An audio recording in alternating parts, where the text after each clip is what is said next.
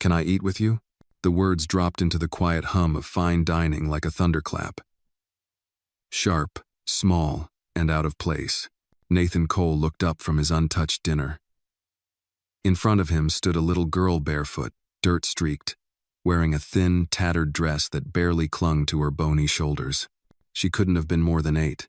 Her hair was knotted, her skin was dark and dry from exposure, and her eyes were exhausted. "I'm hungry," she said simply. "Please." Ugh. Before Nathan could respond, a voice from across the room snapped. "There's a vagrant in here. Someone call the cops." "I already did," another man muttered, holding up his phone. "This is a private establishment. Unbelievable." The Mercer Grill wasn't a place for sympathy. It was a shrine to wealth. No child like her had ever stepped through its doors unless they were on a cleaning crew. And now this girl had shattered the illusion of exclusivity in 3 words. Nathan stood slowly, not saying anything yet. He scanned the restaurant, eyes filled with judgment, fear, annoyance. He looked back at the girl. Still waiting. "What's your name?" he asked. She blinked, hesitant. "Maya." He pulled out the chair across from his and gestured. "Sit down, Maya." Gasps rippled through the dining room. "You can't be serious," the maitre d' stammered. "She's my guest," Nathan said. Before Maya could fully settle into the chair, the double doors at the entrance flew open. 2 police officers stepped in, eyes scanning the room. The one in front pointed. "We got a report of a minor trespassing." Nathan raised a hand. "She's not trespassing. She's here with me." The second officer furrowed his brow. "This your daughter?" "No," Nathan said, calm but unwavering. "But she's under my protection for now." One of the officers took a step forward. "Sir, if she's not family, we have to." Nathan reached into his inner jacket pocket and pulled out a leather card holder. "Cole, Nathan, you'll find I've donated to both of your precincts in the last 2 years. Please, give us a moment." The officers hesitated, exchanged glances. Then, after a tense beat, they backed off. "We'll wait outside, sir." As soon as they turned, a sudden click sounded from a corner booth. A young man in glasses lowered his phone with a grin. Within seconds he had typed, "Famous tech billionaire shares dinner with homeless girl at 5-star restaurant, altruism or publicity stunt," and hit post. The photo of Nathan standing over a barefoot black girl in the Mercer Grill went viral in under 6 minutes. Back at the table, Maya was holding the edge of the napkin like it was porcelain. She hadn't touched the bread. Nathan sat down and softened his tone. "It's okay. You're safe now." She looked at him. "You really don't want me to leave?" "I invited you, didn't I?" Her face relaxed a little. Nathan leaned forward. "Where are your parents, Maya?" She stared at her plate. "Gone." "Gone?" "There was a flood. Big one. Mama couldn't swim. Daddy tried to hold me above the water, but..." She trailed off. If this story moved you, take a moment to reflect on what it means to show kindness when no one else will. We'd love to hear your thoughts. Drop a comment below and share where you're watching from. And if stories like this speak to your heart, don't forget to like the video and subscribe to our channel for more powerful moments that remind us of our shared humanity. Nathan's throat tightened. "And now? I sleep under the highway. There's a bridge near the canal. It's dry most nights." He couldn't speak. For a moment, all the business meetings, contracts, and polished dinners meant nothing. His empire felt tiny compared to this child's raw, quiet pain. Then, his phone rang. It was Kara, his PR chief. "Nathan, what are you doing?" "I'm having dinner," he replied dryly. "Every network is calling. That photo is already on 5 blogs. People are divided. Some think it's beautiful. Others think you're using her for attention. You need to leave now or at least release a statement." He looked at Maya, now spooning soup gently into her mouth, careful not to spill. Her small hands trembled. She was trying not to eat too fast. "I'm not releasing anything," he said and hung up. Across the room, the judgment continued. A woman hissed, "He's ruining this place." A man whispered, "Is this performance art?" Nathan ignored it all. He pushed his plate toward Maya. "Try this salmon. It's good with the potatoes." She hesitated, then tasted a piece. Her eyes widened. "That's real fish?" He chuckled softly. "The realest." She ate, slowly, gracefully. Her manners were impeccable despite her situation. It wasn't hunger alone she carried, it was dignity. Nathan watched her for a long while. Then he leaned back and said aloud, as if to the entire room, "No one should have to ask for the right to eat." And with that, the world outside the restaurant kept spinning, phones buzzing, headlines flashing, but inside, at that quiet table, something profound had begun. Nathan didn't touch his food. He just watched Maya eat with quiet intensity, as if every bite she took was stitching something back together inside of him. She ate slowly, savoring everything, eyes flicking between the plate and Nathan's face, like she still expected someone to yank her away at any moment. But no one did. The police remained outside. The maitre d' stood near the kitchen, lips pressed thin, unwilling to cause further scene. From the bar, 2 guests left in disgust. One muttered loud enough for others to hear, "This place is going downhill fast." Maya didn't notice. She was too focused on the food and on the warmth, not just of the soup, but of the space. Her tiny hands wrapped around the cloth napkin as though it were spun gold. Nathan leaned in, trying to ease the tightness in his chest. "How long have you been out there, under the bridge?" She paused. "Since July, after the storm. You've been on your own all that time?" Maya nodded.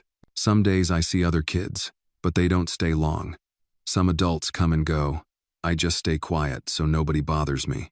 Her words came without drama, no hint of victimhood, just facts, told by a child who had no space left for illusions. He asked, "How do you eat?" She shrugged. "Sometimes I ask for scraps. Sometimes I find food behind grocery stores. Not meat, though. I got sick once." Nathan looked down, jaw clenched. He'd sat in meetings with world leaders. He'd negotiated deals worth billions. But none of that prepared him for this, listening to a child describe survival as if it were just another school subject. The waitress returned with a second bowl of soup. Hesitant, Nathan nodded, motioning for her to set it down beside Maya. "Thank you." She placed it gently, then said under her breath, "My grandma grew up in a camp during the war. She would have wanted me to say, 'Thank you, sir.'" Nathan offered a small smile. "It's not me you should thank." The waitress turned to Maya. "Enjoy, sweetheart." Then she slipped away. Maya glanced at Nathan. "Is it okay to have seconds? You can have as much as you want."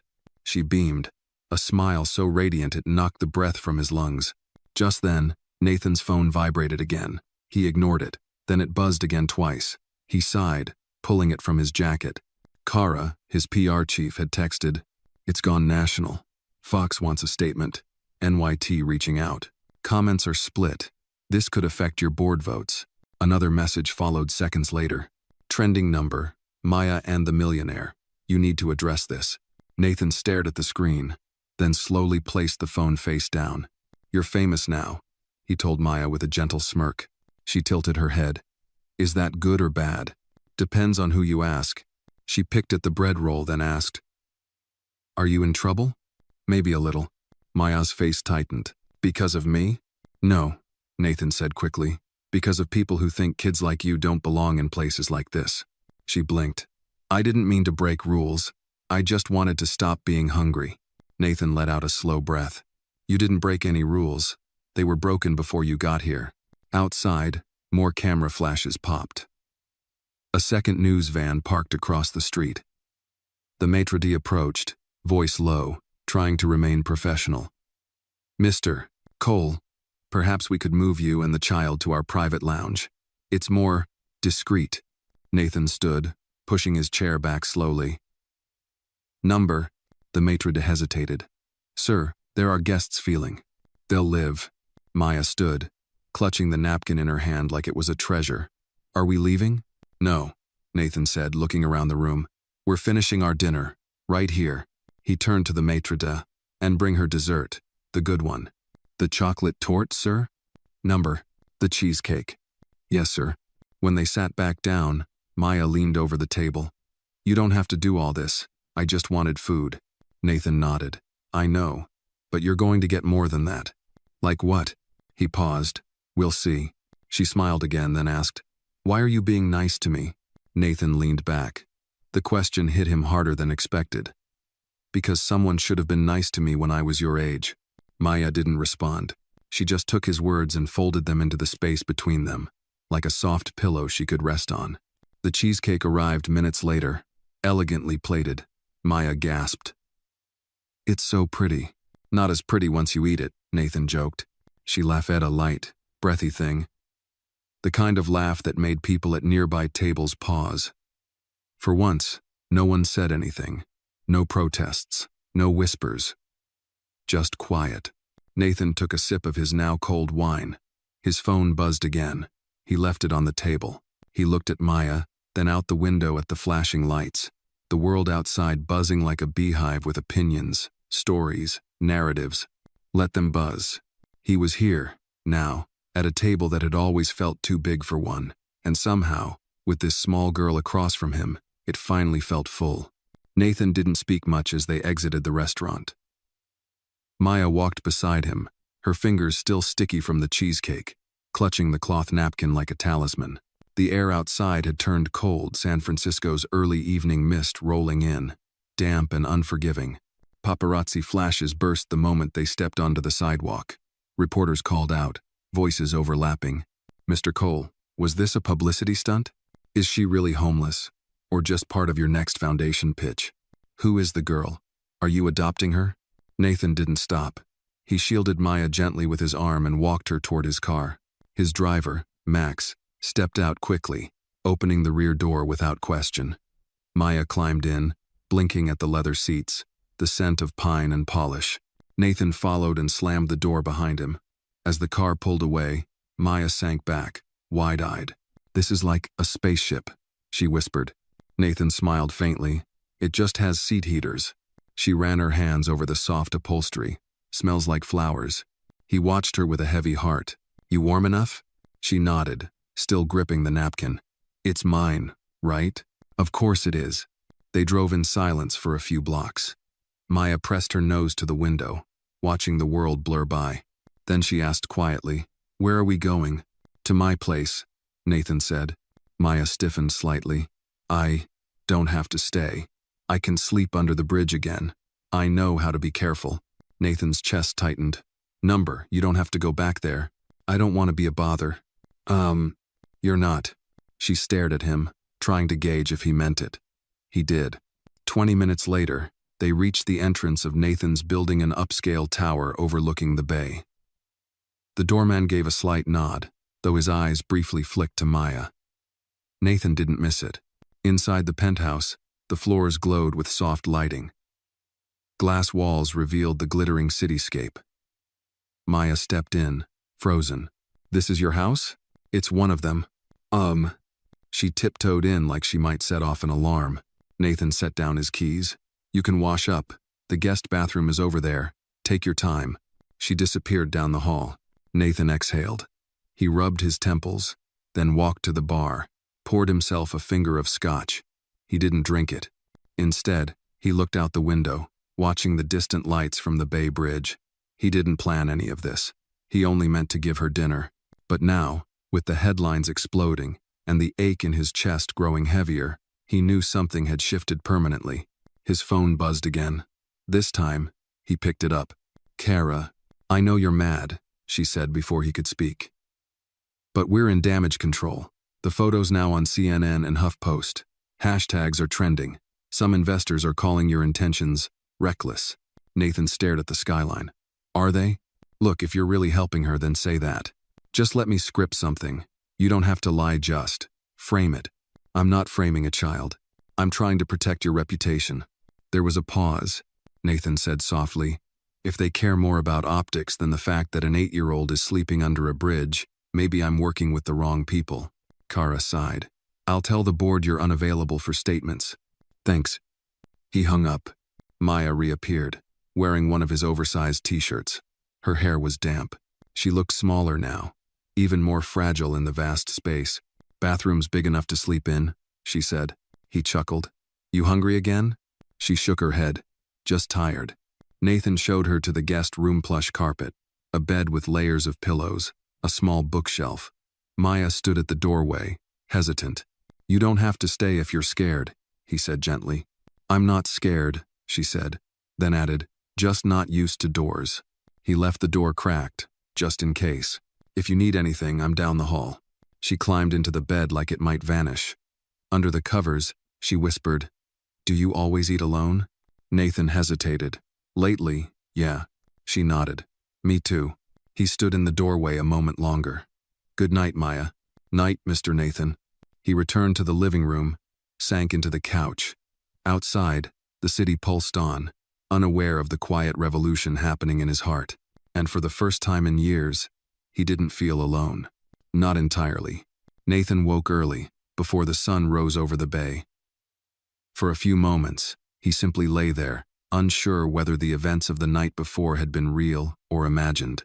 The silence in the penthouse was different, not empty gentle, as if the walls themselves were holding their breath. He slipped out of bed, padded barefoot into the kitchen, and started the coffee machine. As it hissed to life, he glanced down the hallway toward the guest room. The door was still slightly ajar. He walked over, careful not to make noise. Inside, Maya was curled under the blanket, only her small face peeking out. Her chest rose and fell steadily. On the nightstand, she had neatly folded the cloth napkin from the restaurant and placed it beside a cup of water.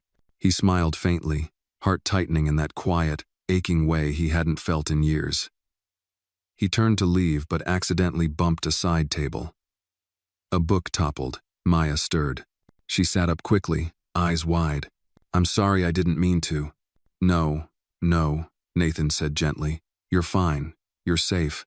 Maya blinked, the sleep still clinging to her voice. I thought maybe it was a dream. It wasn't.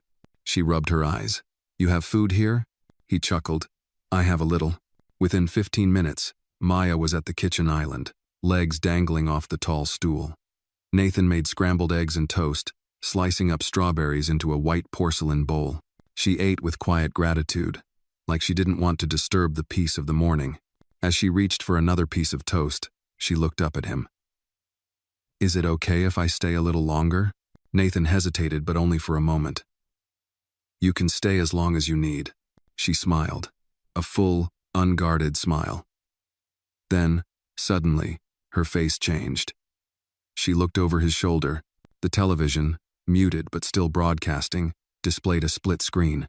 One side showed Nathan escorting Maya from the Mercer grill, the other a talking head mouthing rapid analysis. Nathan picked up the remote and turned up the volume just in time to hear. Raises questions about motive. Is this a billionaire's act of kindness, or a carefully staged media moment? What does it say about our culture that an act of basic decency causes such division? He muted it again. Maya asked quietly. Am I bad news for you? No, he said. The news is just bad at knowing what matters. His phone buzzed. He picked it up, ready to ignore it, but paused at the name. Rosa Ramirez. She was a former colleague. Years ago, Nathan had met her when volunteering at a youth shelter, back before the IPOs and international interviews. Rosa had run the kitchen with tough love and endless patience. He answered, Rosa? Her voice was firm. I saw the news. I figured you might. You got room for another opinion? Always. You're not crazy, Nathan, she said. But if you're serious about helping this girl, you can't just feed her. You need to prepare for the storm. He looked over at Maya, who was now pushing her strawberries into a smiley face on the plate. She's been living under a bridge, he said quietly. I know. I did some checking. That part of town there have been reports of kids disappearing, taken. No one cares. No one listens. Nathan's grip tightened on the phone. She's lucky you found her. But now she needs more than luck. I'm not letting her go back there. Then you need to build a plan. Legal, safe, secure, and keep the press out of it before they twist her into a narrative. I hear you. Rosa paused. I can help. Hey, ex-Khalid. Thank you. After the call, he walked back to the kitchen. You okay? Maya asked, licking jam off her finger. I'm okay. Do you feel okay? She nodded. This is the best day I ever had. Nathan leaned against the counter. Maya, would you be open to talking to someone? A friend of mine. She works with kids, helps them feel safe. Maya looked hesitant. Like a doctor? Number more like. Someone who listens. You get to say yes or no to everything. She thought about it. Okay, as long as she's nice. She's very nice. Later that afternoon, Rosa arrived. She brought with her a canvas bag full of games, art supplies, and a calm that filled the room. Maya took to her quickly. and soon the two were sitting cross-legged on the living room floor, drawing with colored pencils. Nathan stepped into his office, giving them space. He turned on his laptop and was met with a flood of emails. Media inquiries, legal notices, investor concerns. A message from the school board where he served as a trustee. We request a meeting to address public perception. He closed the lid. Rosa came in an hour later. She's bright, guarded but open. You did the right thing. Nathan asked, what now? She needs stability, not just shelter. School, healthcare, someone who won't disappear. I want to do it. Rosa studied him. Then let's start the paperwork. She needs a guardian. And you're about to enter a system that doesn't trust people like us just because we have money. I don't care how long it takes. Rosa smiled. Good, because it'll take time. But she's worth it. Nathan glanced out the window. Maya had fallen asleep on the couch, cradling a plush teddy bear Rosa had brought. The city lights were just starting to flicker on. She's already changed everything, he whispered. That night, as he tucked her into bed, Maya mumbled, if I'm dreaming, don't wake me. You're not dreaming, he said. You're home. And for the first time since his own childhood, Nathan felt like he was home too. 2 days later, Nathan sat in a cold, windowless room inside the Department of Child Welfare. The overhead lights hummed faintly. Across from him sat a woman with a navy blazer and a face that had long forgotten how to soften. Mr. Cole, she said, adjusting her glasses, you're applying to become temporary guardian of a minor you met 4 days ago at a restaurant. Nathan leaned forward. Yes. Do you understand how irregular that is? I understand it's not common, but that doesn't make it wrong. She flipped through her tablet. You have no parenting history. You live alone. You work 80 hours a week. You've had public scrutiny for your business decisions. And now, there's a national spotlight on you because of a viral photo. Do you see why we have concerns? Nathan nodded slowly. I understand your concerns. But none of that disqualifies me from loving and protecting a child. The woman paused. It was the first real pause she'd given him. She's been interviewed by our team, she said. Her story checks out. Homelessness, the flood, no known relatives, no current guardianship claim. Nathan's jaw tightened. She was living under a bridge, and no one noticed. Unfortunately, she's one of many. That's the problem.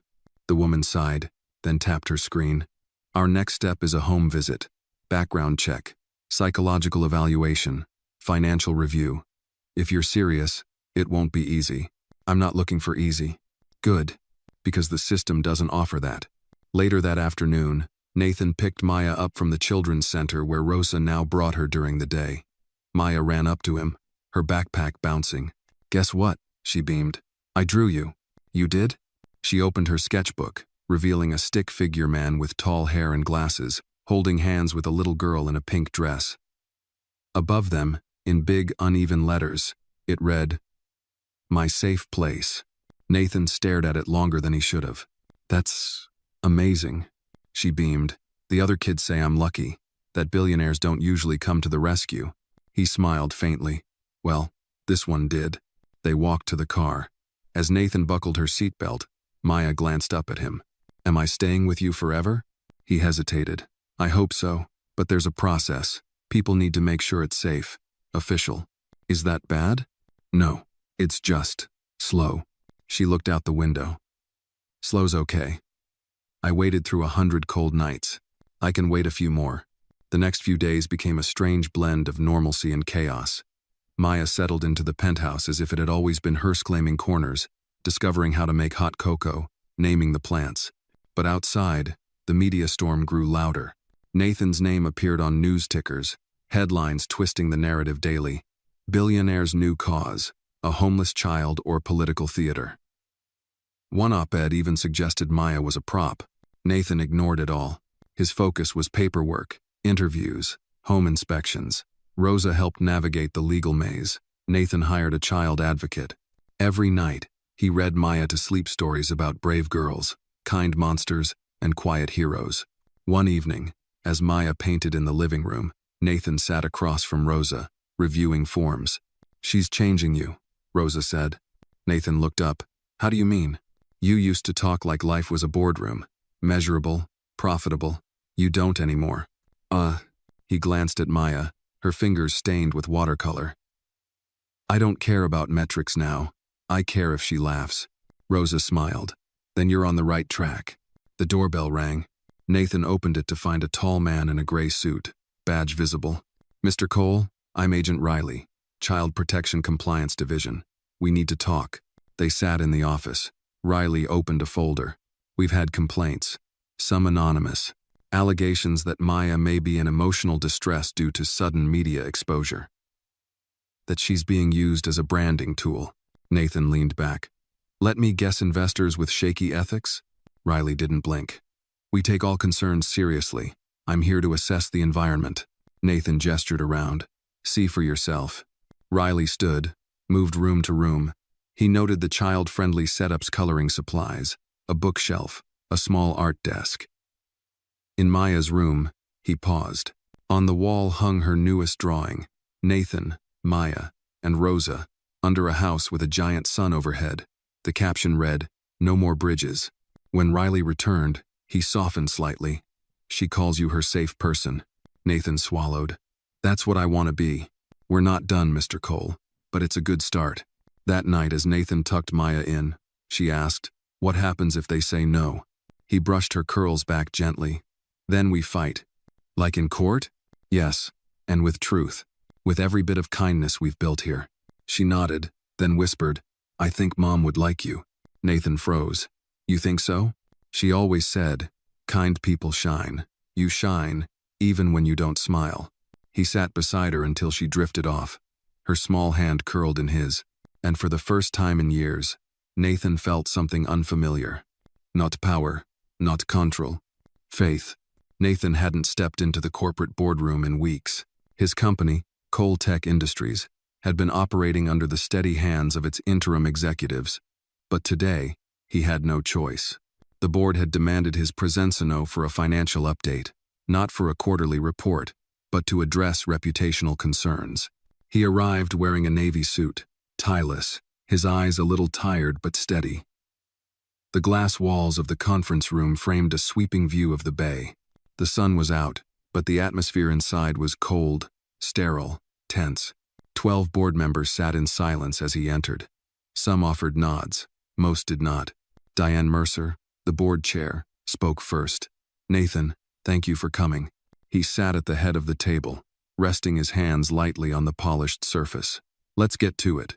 A man named Bradford, always eager to stir the pot, jumped in. We've received investor complaints, media inquiries, and internal memos questioning whether your recent activities align with the values of this company. You mean helping a homeless child? Nathan asked, voice calm.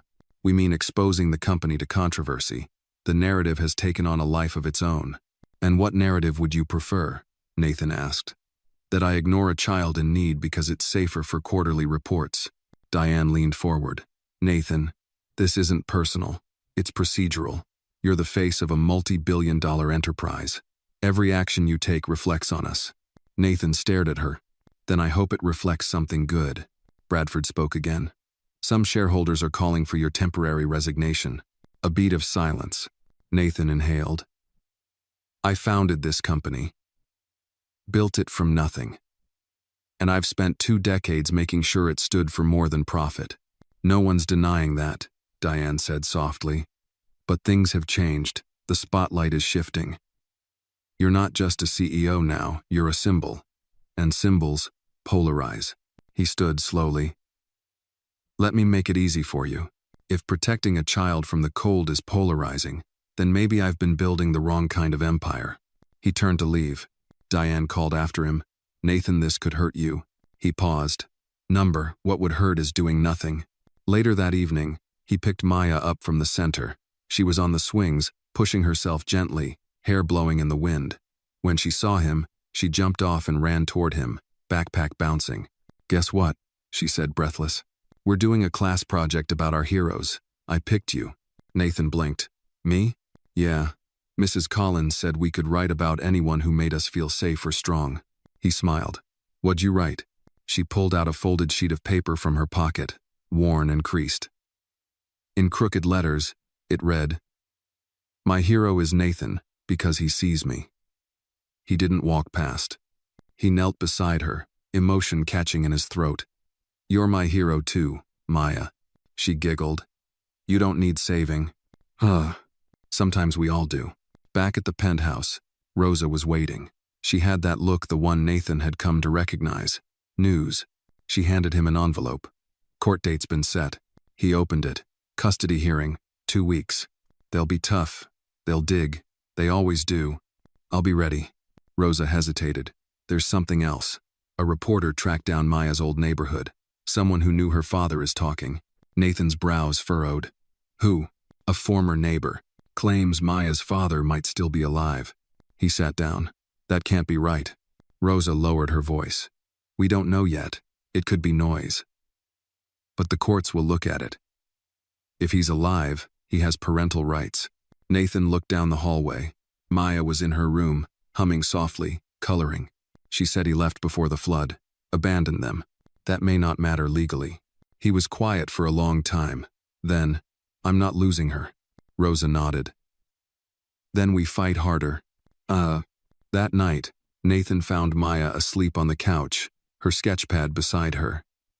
He gently lifted her, carried her to bed. As he tucked her in, she murmured, "Don't let them take me." His heart broke. "I won't," he whispered. "I promise."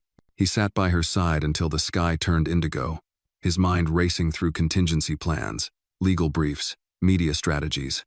But beneath all the noise, one truth kept rising. This wasn't about reputation anymore. It was about family. It started with a knock at the door just after noon. Rosa opened it and found herself face to face with a man in a faded leather jacket and sun-wrinkled skin. His eyes were cautious but alert. In his hand, a crumpled folder. "I'm looking for Nathan Cole," the man said. Rosa studied him. "Nama?" "James Holloway." Her heart skipped. "Maya's father?" He gave a hesitant nod. "I saw the news, saw her face. I wasn't sure, but I think I know it's her." Nathan was in his office when Rosa brought James in. The man stood awkwardly, holding the folder like a shield. Nathan rose slowly from his chair, shoulders stiff. "She said you left," Nathan said evenly. James's face tightened. "I didn't mean to. I wasn't right in the head. Drinking. After her mama died in the flood, I fell apart. I didn't think I could protect her. I thought she'd be better off without me." Nathan crossed his arms. "She wasn't. She lived under a bridge. She nearly starved. I didn't know. I swear I didn't know." Rosa stayed silent, watching both men. James opened the folder and pulled out a faded photograph. A younger Maya, maybe 4 years old, on his lap. "She was everything. I failed." Nathan studied the photo. Maya's eyes were unmistakable. "You came back now because of the media?" "No," James said firmly. "Because I saw her face, and I remembered what it felt like to hold her hand. I've been clean for a year. I've been trying to get my life together. And now? I want to see her." Rosa spoke up. "That's not simple. There's a custody hearing. You'd need to file for parental rights." "I don't want to take her away," James said quickly. "I just want to know her again, even if I'm just a picture on her shelf." Nathan's jaw worked, unreadable. "Let me talk to her." That evening, after dinner, Nathan sat with Maya on the balcony, wrapped in a thick blanket. The city sparkled below. "I need to ask you something," he began gently. "About your dad." Her body stiffened slightly. "You told me he left," Nathan continued. "Do you remember why?" She was quiet. Then, in a small voice, "He got sad. After Mama." He stopped talking. Then one day, he was just gone. Nathan nodded. "Would you ever want to see him again?" Maya didn't answer right away. She pulled the blanket tighter. "I used to pretend he'd come back. But after a while, I stopped pretending. Pretending hurts. He came today." She turned sharply. "He did?" Nathan nodded. "He says he's been clean, that he wants to see you, if you want that." She was quiet. Her eyes searched the skyline as if it might hold the answer. "I don't know," she said finally. "I don't want to leave here." "You don't have to. No one's making you do anything. You get to choose." She leaned against him. "Will you be there if I see him?" "Every second." She nodded once, slowly. "Okay, just once." The The next day, Rosa arranged a neutral meeting at her community center. A quiet room, comfortable chairs, soft lighting, no press, no noise. Maya sat on one side, clutching her sketchbook. Nathan sat beside her, one hand on her back. James entered quietly. His eyes immediately found hers. "Hey, little star." Maya didn't smile. She didn't run into his arms. She simply looked at him like someone trying to remember a dream. "You look taller," he said, kneeling. "I guess you had to." She tilted her head. "Why did you leave me?" His face crumpled. "Because I was broken, and I didn't know how to fix it, and I thought maybe you'd be better off without me. I was wrong." She looked down. It was dark and cold. "I was scared every night." James's voice broke. "I'm sorry. I'm so sorry, baby girl. I don't remember how you smell," she said quietly. "But I remember Mama's scarf." He nodded, tears welling. "She always smelled like cinnamon. You do too." They sat in silence. The room didn't try to rush them. Finally, Maya said, "You can come back, but only a little. I have a new life now." James wiped his eyes. "A little's more than I deserve." Later, in the car, Maya held tightly to Nathan's hand. "Are you mad?" she asked. "Number. Even if I talk to him sometimes?" Nathan looked at her. "You can talk to anyone you want, but I'll always be here." She smiled, tired but settled. "And you still want to be my forever dad?" He squeezed her hand. "More than ever." As the city lights passed them by, Nathan knew the road ahead wouldn't be easy. There would be courtrooms, lawyers, questions, and maybe more shadows from the past. But in that moment, with Maya's fingers curled around his, he felt ready for all of it. Because real love wasn't about perfection, it was about presence. And he wasn't going anywhere. The courthouse smelled like old paper and disinfectant. A pale morning sun filtered through the high windows, casting long shadows across the polished floor. Nathan sat beside Maya in the waiting area, dressed in a charcoal gray suit, his jaw set. Maya wore a simple blue dress with a soft sweater, her fingers curled tightly around the sketch pad she'd carried with her since the beginning. Rosa stood nearby, clipboard in hand, glancing occasionally toward the hallway where the courtroom doors loomed. "Judge Reynolds is firm but fair," she said quietly. "He doesn't care about headlines. He cares about stability." Nathan nodded, eyes on Maya. "She's ready?" "She's stronger than she knows." A bailiff called, "Cole and Holloway Family Court, Room 3C. Maya looked up. "Do I have to talk?" Nathan knelt beside her. "Only if you want to, but I'll be there the whole time." She nodded once, small and determined. Inside the courtroom, the air was hushed, heavy with anticipation. Judge Reynolds, an older man with sharp eyes and a tired face, sat behind a bench cluttered with case files. To his right, a court clerk typed briskly. To his left, a guardian ad litem, a woman named Harper, sat, with a thick folder in her lap, studying everyone in the room. James Holloway sat across from Nathan, his hands folded, shoulders slightly slumped. His lawyer, a lean man in his 50s, whispered something to him. James gave a brief nod but kept his eyes on Maya. The proceedings began. Judge Reynolds spoke, voice even. "We are here to consider a petition for temporary legal guardianship filed by Mr. Nathan Cole, on behalf of the minor, Maya Holloway. Also present is Mr. James Holloway, the child's biological father, seeking acknowledgement of parental rights." He looked up, gaze firm. "This is not a trial. It is a hearing to determine what best serves the welfare of the child." The room held its breath.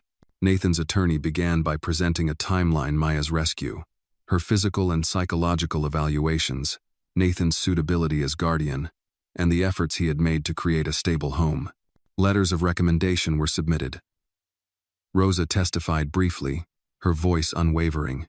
She wasn't just given shelter, Rosa said. She was given dignity, a place to grow, not just survive. Then came Harper, the court-appointed evaluator. "I visited the Cole residence twice," she said.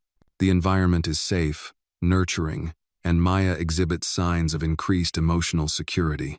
She refers to Mr. Cole as her safe person. Her drawings consistently depict him as a central figure in her world.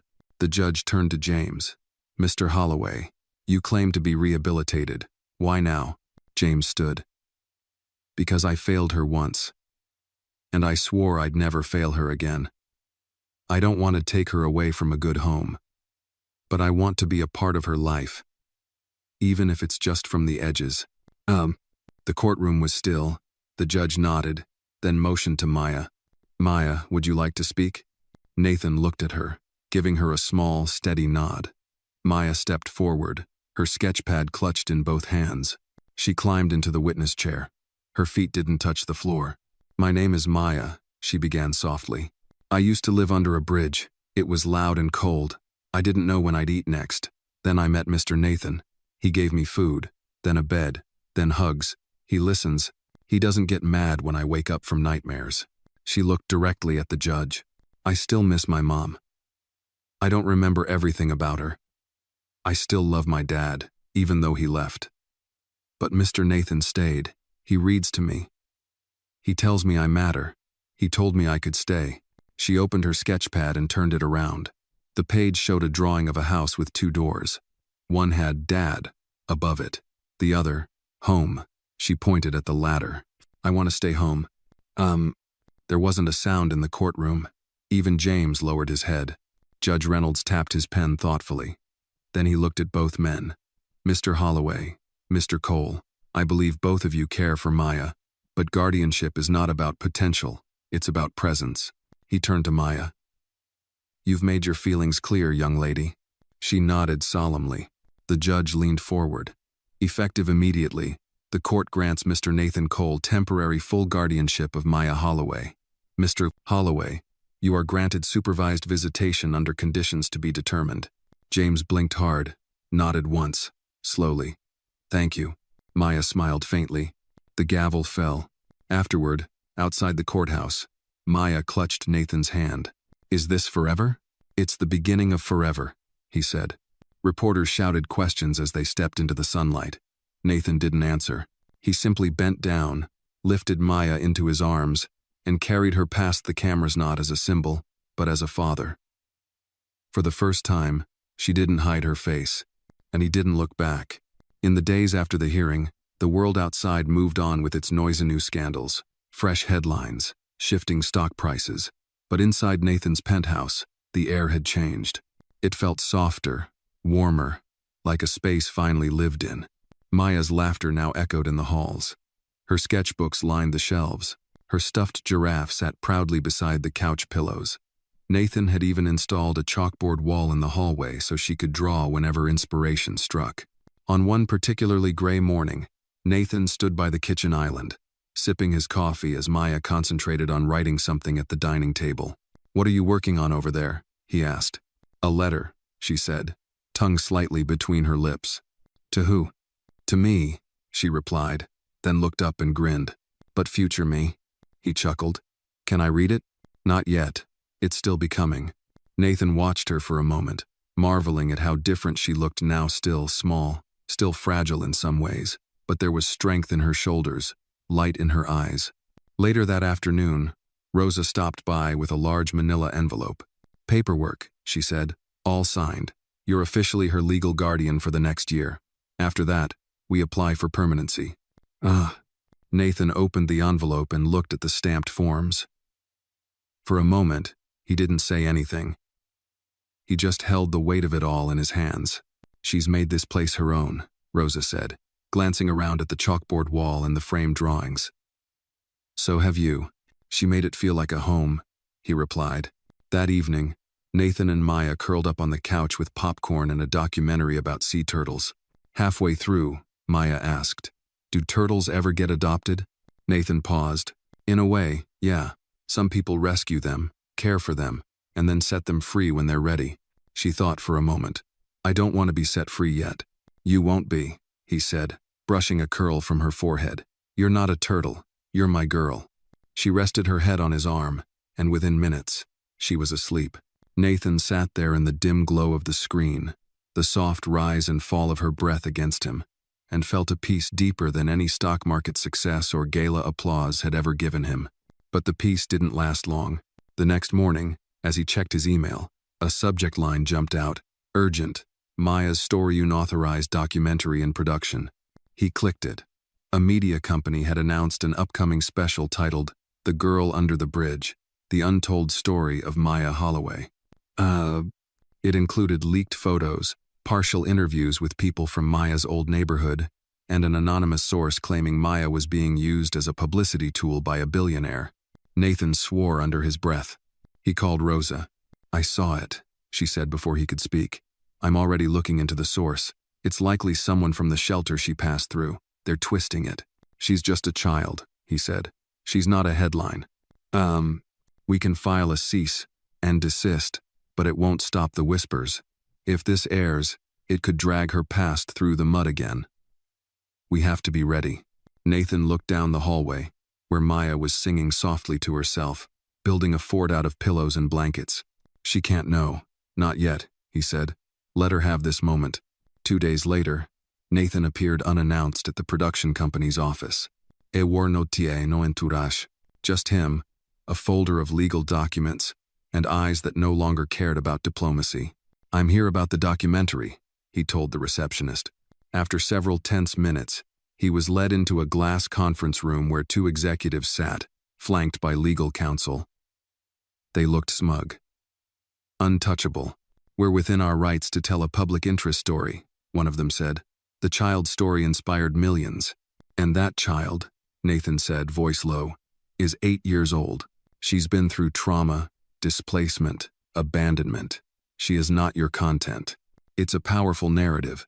She's a person," Nathan snapped. "Not a plot point." He slid the legal folder across the table. "You air this, we sue. Defamation, exploitation, emotional damage. You'll lose everything you've built chasing this." The room was quiet. Then one of the lawyers spoke. "We'll review." Nathan stood. "You have 24 hours. He walked out without waiting for a reply.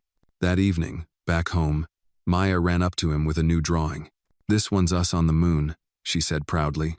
"Because I think even if the whole world broke, we'd still find each other."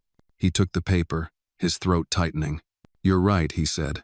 "Did something bad happen?" she asked suddenly, eyes narrowing in that way only children do when they sense more than they're told. "No," he said, kneeling down to her level. "But someone tried to tell your story without asking you. I stopped them." Her face darkened slightly. "Why would they do that?" "Because people don't always see others. They see headlines. They see ways to be noticed. But your story belongs to you." She stared at him for a moment. "Can I write my story someday?" "You already are." She nodded and leaned into him. And Nathan realized in that moment, with crystal clarity, that protecting Maya wasn't about shielding her from the world. It was about helping her own, her voice, her past, her future, and making sure no one ever tried to write over her again. Spring came to the city slowly, brushing its color over the gray corners one flower at a time. Nathan noticed it most in the way Maya seemed to bloom, tulawing more freely, sleeping through the night, asking deeper questions at breakfast. Her drawings filled their home now, not just the chalkboard wall, but tucked in books, pinned to the fridge, slipped under his door with titles like Things I Dreamed or Ideas for Us. One Saturday morning, as sunlight spilled through the windows, Maya appeared with her sketchbook and a serious look. "We need a garden," she declared. Nathan blinked, mid-coffee. "A garden? On the roof. There's all this space and no flowers. Flowers make places feel like somebody cares." He looked out toward the private rooftop terrace, which until now had only been used for the occasional barbecue or evening glass of wine. "You know, I think you're right." The next week became a flurry of activity. Nathan made calls. Rosa connected him with a local community garden organizer, who agreed to help. Maya drew up plans rows of lavender and marigold, a corner for tomatoes and strawberries, a winding path of stepping stones. They built it together. Maya wore gloves 3 sizes too big. Nathan tried to act like he knew what he was doing with a trowel. Dirt got everywhere. Laughter did too. Neighbors came to watch. Some joined in. An older woman from the next building offered compost. A retired firefighter donated old crates for planters. The rooftop became something else, entirely a place of shared effort and growing color. One afternoon, as they planted basil, Maya asked, "Why don't more people do this?" "Do what?" "Make space for things to grow." He looked at her. then at the skyline. Because it's easier to build walls. She pressed the soil down gently around the roots. We're planting windows. Nathan smiled. Yeah, we are. But even as things blossomed above, something darker stirred below. The media buzz around Maya had quieted, but not disappeared. Despite Nathan's legal threats, fragments of her story continued to circulate out-of-focus photos, third-hand rumors, even a misleading article in a tabloid suggesting Nathan was grooming her for inheritance. At first, Nathan ignored it. But then it reached Maya. She was scrolling through a tablet one evening, researching bee pollination for the garden. When she paused, her face changed. He walked over quickly. What is it? She turned the screen toward him. The article headline read, Maya Holloway, From Bridge to Billionaire. Beneath it, a blurry photo of them on the rooftop, laughing with shovels in hand. Are they saying I'm using you? She asked. Nathan's stomach twisted. That article is garbage. Written by people who don't understand what love looks like. But other kids might see it. At school, what if they believe it? He crouched beside her. Then we show them who you are. We don't fight lies with silence. We fight them with truth. She was quiet, then asked, Can we have an open garden day? Invite people? Show them? He paused, surprised. You want people to come here? She nodded. Let them see what we built, not what they write about. The next 2 weeks were a blur of planning. Maya designed invitations bright, hand-drawn cards that read, Come see what we grew. Rosa helped reach out to local schools and community groups. Nathan arranged security, media guidelines, and permits. When the day came, the rooftop garden was alive with color and noise. Neighbors mingled with strangers. Children darted between tomato plants. A local musician played acoustic songs. Maya led tours with a clipboard in hand, explaining which herbs needed shade, which flowers were butterfly favorites. Nathan watched her from across the garden, amazed. A woman approached him, mid-50s, sharp eyes. I'm a teacher, she said. Read all about you two. Didn't believe any of it. He braced for more. She smiled. But I came here, and I saw this, and now I believe in her. Nathan exhaled. Thank you. As the sun began to set, Maya stood on a small bench and called out to the crowd. Thank you for coming, she said, her voice clear and strong. I used to live under a bridge. Now I live in a garden. I didn't do it alone. But now it's mine too. And if you ever need help growing something, we'll be here. The crowd applauded. Nathan felt his throat tighten. Later, as the last guests left, Maya stood beside him, looking out over the city lights. You okay? He asked. I think I'm proud, she said. Is that allowed? It's more than allowed. It's earned. She leaned against him. Can we keep planting more stuff? Absolutely. She looked up. Even if it doesn't always grow? Especially then, he said, because planting is hope. And as the stars came out one by one above their rooftop garden, Nathan knew this chapter of her story of their story was no longer about rescue or headlines or proving worth. It was about growing something that would outlast all of that. And they had only just begun. The garden had become their ritual. Every morning, before emails and meetings, before school and traffic, Nathan and Maya stepped onto the rooftop and greeted their plants like old friends. Maya named each flower, spoke to the strawberries as if they were toddlers, and scolded the basil for getting too wild. One crisp April morning, she paused while watering the marigolds. Do you think Mom would like this place? Nathan looked up from trimming the rosemary. I think she'd love it. Maya was quiet for a moment. Then she said, Sometimes I forget her face, and I hate that. He put down the clippers. That doesn't mean you loved her any less. Memory's funny. It holds what we need, even if we can't always see it. She nodded, but her face was distant. That afternoon, after Maya left for school, Nathan sat alone on the terrace, turning over something in his mind. He pulled out his phone and dialed Rosa. I've been thinking, he said, about adoption. There was a pause. You're ready? She asked gently. I don't know if I'm ready, he said, but I know I can't imagine life without her. I want her to know permanently that this isn't temporary, that I'm not going anywhere. You know it's another legal process. Home study again. Psychological evaluations. Court appearances. I know. She'll need to be asked. I will. I want to do it right. That evening, after dinner, Maya sat at the kitchen counter, drawing a map of an imaginary island where the flowers talked and clouds were made of cotton candy. Nathan approached slowly, his hands tucked into his pockets. "Hey," he said, "can I ask you something important?" She looked up, curious. "You know how we've built this life together? The garden, the breakfasts, the hugs." She nodded. "I was thinking, maybe we could make it official, legally, forever." Her eyes widened. "You mean, adoption?" "Yes." There was a beat of silence. "Will my name change?" she asked. "Only if you want it to." She smiled, then looked at her drawing. "Can I still be Holloway?" "Of course." She paused. "But I'd like to be Maya Holloway Cole. Is that okay?" Nathan felt something crack open in his chest. "That's more than okay," he said. She jumped off the stool and hugged him so tightly that it startled him. "Then yes, yes, yes, yes." They stayed that way for a while, arms around each other, breathing in the moment. The process began the next day. Rosa helped file the petition. Social workers revisited their home. Maya was interviewed again, this time more confidently. She told the evaluator, "He doesn't just take care of me, he lets me take care of him too." The adoption hearing was scheduled for early June, but not everyone was thrilled. Nathan received a call from James Holloway 3 days before the hearing. "Are you sure about this?" James asked. Nathan was sitting in his office, staring out the window.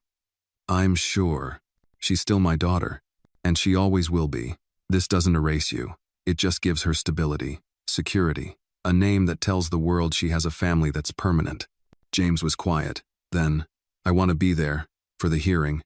Nathan hesitated. "If it's what Maya wants." That night, he asked her. "I think it's okay," Maya said slowly. "He's still part of my story, just not the whole story." The day of the hearing arrived. It was nothing like the custody hearing. This courtroom was smaller, brighter, almost cheerful. The judge, a woman in her 60s, wore a gentle smile. Maya wore her favorite yellow dress. Nathan wore a tie for the first time in months. Rosa sat behind them, holding tissues just in case. The judge addressed Maya directly. "Do you know what today is about?" Maya nodded. "It's the day I get to tell the world where I belong." "And where is that?" She looked up at Nathan. "With him." The judge smiled. "Then let's make it official." The gavel fell. The paperwork was signed. Nathan was handed a certificate. Adoption finalized. Maya Holloway, Cole. As they walked out of the building, James met them on the steps. He looked at Maya. "You okay, little star?" She nodded. "You can still visit, but I live here now." He smiled sadly. "I know." He turned to Nathan, extended a hand. "Take care of her." Nathan took it. Always. That night, they held a small celebration on the rooftop. Just a few neighbors, Rosa, and a cake shaped like a sunflower. Maya stood up on a planter box and raised a glass of apple cider. "To new names," she said, "and the same love." Everyone clapped. Later, as the stars blinked awake, Nathan tucked her into bed. "Do you feel different?" he asked. "A little," she said sleepily. "Like the ground under me is stronger." He kissed her forehead. "That's because it is." As she drifted off, Nathan sat by her side, holding the certificate in his hands. It wasn't just paper. It was a promise, and he intended to keep it for the rest of his life. Summer settled gently over the city. The garden thrived thicker, fuller, brighter than ever before. Bees danced lazily between the blooms. Strawberries ripened along the edge of the planters. The lavender spread wide like open arms. Nathan found peace in the small things now. In the way Maya hummed while brushing her teeth. In the way she asked deeper questions at breakfast. In how she always took a second cookie knot out of greed, but to save it for later, just in case. They were a family now, and it showed in everything. One morning, as they sat together on the rooftop sipping fresh lemonade, Maya glanced up from her notebook. "Do you ever wonder why we found each other?" she asked. Nathan thought for a long moment. "Every day. I think it was supposed to be hard," she said. "So we'd know how special it is now." He looked at her, awed once again by her capacity to understand things most adults couldn't touch. "That might be the wisest thing anyone's ever said to me," he replied. She smiled and went back to her notebook. It was moments like that, quiet, unassuming, rich with unspoken meaning, that defined this new chapter of their lives. But not everything was quiet. In mid-July, Nathan received a call from a nonprofit leader who had read Maya's story. They were launching a new initiative, Bridges to Roots, aimed at building transitional homes for homeless children, particularly those aging out of foster care. They asked if Nathan would consider becoming a founding donor, and maybe even the face of the campaign. He hesitated. "I'm not interested in using her story for press," he said firmly. "We're not asking for a spectacle," the woman on the line said. "We're asking for a symbol, something real." He thought of Maya's garden, of her voice that once whispered, "Don't let them take me," and now declared, "This is where I belong." "I'll talk to her," he said. That evening, as the sun dipped low, Nathan sat beside Maya on the couch and explained the idea. "They want to build places for kids like you." Before we met, she tilted her head. "You mean a place that feels like a garden, even if it's just walls?" "Exactly," she thought. "Can we visit one first? Before you say yes?" Of course. 2 weeks later, they visited a shelter on the south side, clean, underfunded, but run by people who cared. Maya sat with a group of younger kids, telling them stories about the garden, showing them photos. One girl asked, "Is that your dad?" Maya looked at Nathan and smiled. "He's my forever." The decision became easy after that. Nathan donated the initial seed money. He appeared in a video briefly, simply speaking not as a billionaire, but as a father who had witnessed what stability could do for a soul. Maya's drawing of a blooming rooftop garden became the logo for the campaign. In 3 months, they raised over $4 million. But the most powerful moment came during the ribbon cutting of the first facility. Maya stood before a crowd of donors, press, and families, holding her speech with both hands. "I used to think I was just lucky," she began, "like a raindrop that fell into the right puddle. But then I realized I grew because someone made room for me. They didn't just give me shelter, they gave me roots. And I think every kid deserves a place where they can stop running." She paused. "So we built one, and this is just the beginning." The applause was thunderous, but what mattered more was the silence that followed, the kind of silence that meant people were listening, really listening. Afterward, as Nathan helped Maya down from the podium, she looked up at him. "Did I sound too grown up?" "No," he said. "You sounded like someone who knows exactly who she is." That night, back at home, she pulled out the letter she'd once written to her future self. "Can I read it to you now?" she asked. He nodded. She opened it carefully and began, "Dear me, you were scared once, but you're not anymore. You have a garden now, and someone who stayed. Don't forget how dark it was, but don't let it stop you from walking in the sun." Her voice trembled slightly on the last line. "You're not broken, you're blooming." Nathan wiped his eyes. "That's beautiful." She leaned against him. "I think I'm ready to write another one. For someone else." "Who?" "Another kid who thinks they'll never be found." He kissed the top of her head. "Let's help them find their way." And as the stars unfolded above their rooftop garden, Maya Holloway Coliense, invisible, once unheard, sat with her father in the quiet joy of everything they had built together. Not out of luck, but out of love, out of roots, and the promise that no one would ever be forgotten again. The story of Maya and Nathan teaches us that healing doesn't always come in grand gestures. It grows quietly, like a garden, with care, patience, and love. It reminds us that every child deserves not just shelter, but belonging, not just survival, but a place to bloom. In a world quick to judge and slow to listen, this story is a call to see the unseen, to offer presence over pity, and to understand that sometimes the greatest acts of justice are done not in courtrooms, but in living rooms when someone chooses to stay.